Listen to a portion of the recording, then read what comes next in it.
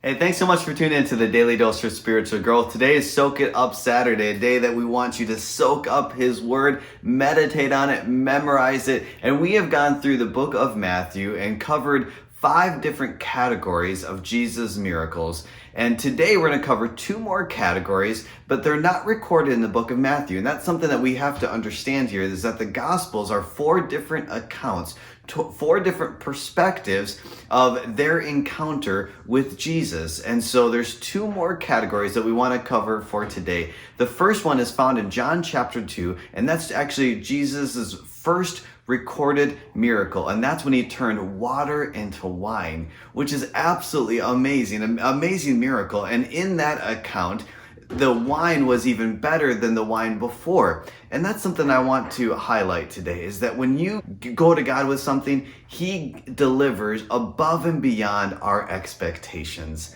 And the second category that I want to refer to is Jesus goes out to a boat and a multitude of fish. Now, this is recorded in 2 different accounts, in Luke and in John. So I want to encourage you to go into those accounts. Luke chapter 5, and I want to actually read a couple different verses in Luke chapter 5.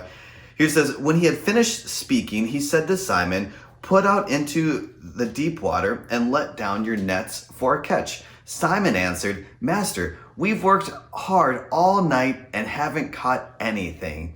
But because you say so, I will let down the nets.'" And we have to understand here that Simon, this isn't his first time fishing. Like, he is a modern day professional fisherman. I mean, he knows exactly what to do. And he's saying to Jesus, "Hey, we fished all night here. There's not any fish." And sometimes when we go to God and God tells us to do something, sometimes it doesn't make sense. But I want us to highlight here what Simon said. He said, "But because you say so, I will let down the nets."